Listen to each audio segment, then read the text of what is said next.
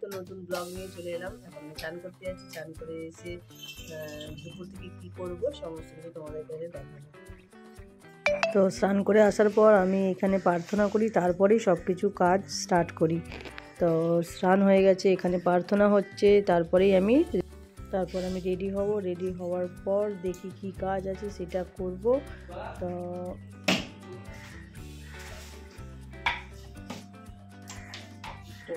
পায়েস বানাতে বললো, এখন আমি অন্য কিছু করতে যাচ্ছিলাম, যাই হোক বললো পায়েস বানাতে। তো পায়েস বানাতে বললে জানো তো আমি যখন যেটা বলে সেটাই করে দিতে হয়।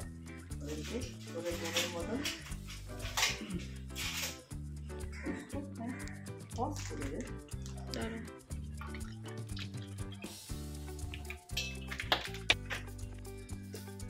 তো কাজু কিশমিশ ফটাফট বের করে নিলাম। এরপরে গরম তেলে ভালো করে ভাজতে হবে, জানোই তো যারা যারা মানে। তো পায়েস বানালে পায়েসের চাল অবশ্যই দরকার হয়। তো চাল নিয়ে নিয়েছি, কাজু কিশমিশ ভাজছি, ভাজার পর ফটাফট এক পায়েস বানাবো। পায়েস বানানোর পরই আমি লাঞ্চটা করে নেবো। লাঞ্চ করার পর চলো এবার রেডি করি, চলে এসছে। তো তাকে এখন কি লুক দেবো তাই ভাবছিলাম। তো ভাবতে ভাবতে ব্ল্যাক কালারের একটা শাড়ির সাথে একটা ব্রাইড করার খুব ইচ্ছা ছিল অনেক দিন ধরে।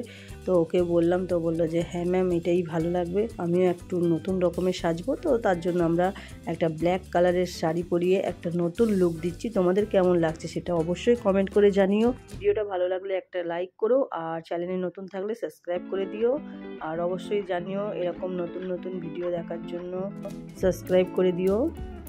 আর দেখো ফুল রেডি হয়ে গেছে। তো কেমন লাগছে অবশ্যই আমাকে জানিও।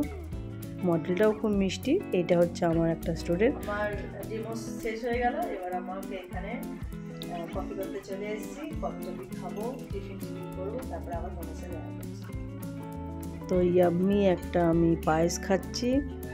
তো তোমাদেরকে দেখাচ্ছি যে দুপুরে বানিয়েছিলাম সেই পায়েসটা এখন খাবো। তো টাটা বাই বাই, সবাই ভালো থেকো, সুস্থ থাকো।